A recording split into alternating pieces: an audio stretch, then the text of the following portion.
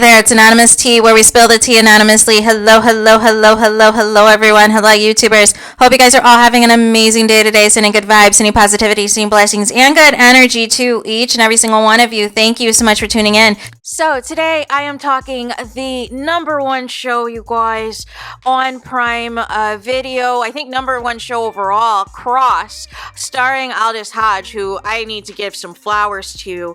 But before we get into that, anything I say is alleged in my personal opinion. This is for entertainment purposes only. It is not personal, you guys. I originally was going to do an overall season kind of overview, but I'm only like 3 or 4 episodes in. But I want to tell you guys this.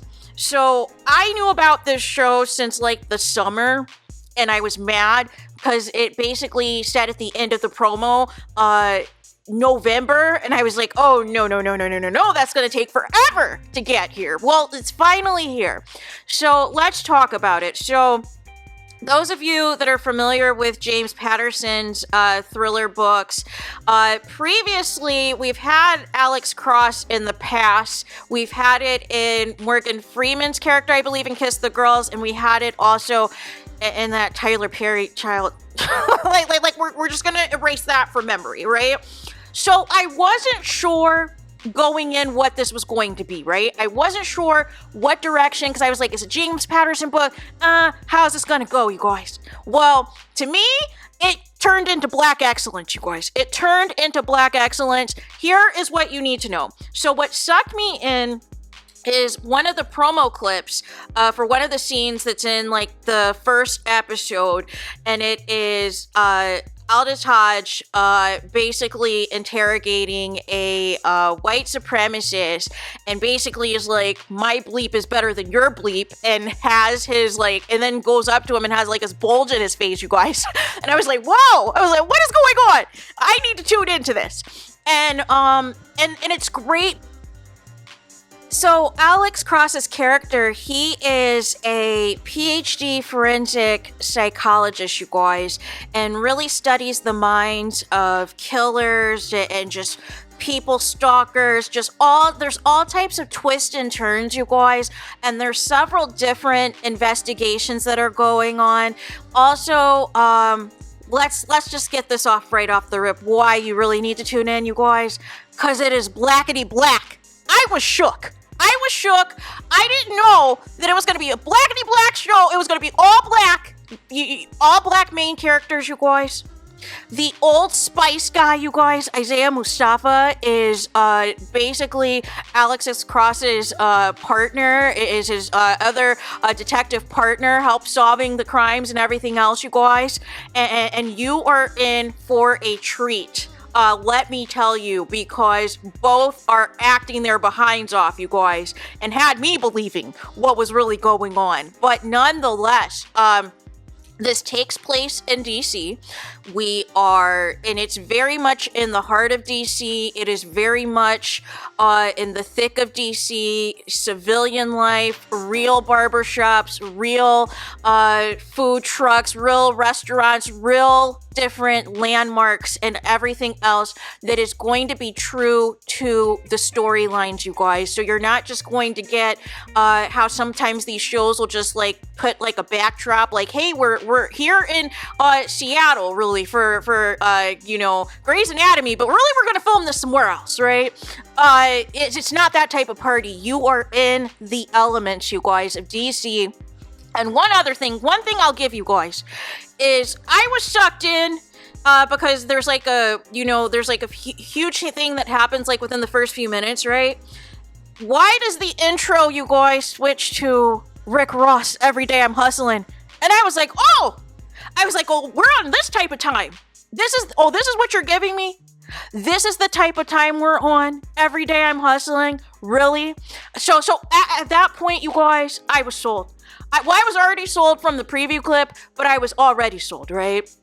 I believe also that Aldis Hodge is one of the producers on the show, and you can just tell how intricate him and this cast really wanted to bring the show to life. There is a lot of conversation because, as you know, we're a few years post Black Lives Matter. So there's still, the ongoing conversations about how, some of the Black community still do not trust the police, how some of the Black community still want to defund the police, and then also the politics that come in play in the police force in terms of when you have Black detectives and Black people that work there, and how they'll pick and choose when they want to put you in front of certain cases so that they do not get any PR blowback, right? Or how they want to tell the public a different narrative of what really happened to a Black victim so that they can move on from the story. But that's not really what the story was, right? So, and it's just very interesting how Aldis Hodge portrays how he kind of gets into the mind of these psychopaths and everything else, and really tries to study their mentality and everything else. In the midst, he's managing that. He's managing his own personal investigation because of some things that have happened. And it's just so many twists and turns. Also, the star of New Amsterdam, you guys, Ryan, I think his name is Egog. Sorry if I'm butchering your last name, Ryan. Oh my gosh, his character is a complete 180 from the character on New Amsterdam, you guys. If you are expecting, like, I was shook it was even him, because he looked different. He has a different appearance from when he was on New Amsterdam, right? And remember on New Amsterdam, those of you who haven't seen, it's a medical show where he was like, I think his character had cancer or something, and he owned a hospital, right? He was running a hospital and was a physician, and was just like a really nice person, was all about the people, was trying to save, the community and everything else in New York. This is not that. This is not that at all. It is a complete 180. It is a Ryan you have not seen before. I am pleasantly surprised, you guys, in the episodes he's in, because it completely shook me. I was like, there's no way this is the same guy from New Amsterdam. There's no way. So, casting's on point, you guys. Like I said, it's in the heart of DC.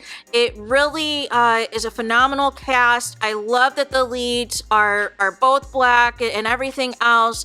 I know some people are going to try to call this show too woke and try to say it's too political, but I don't buy it. I don't buy it.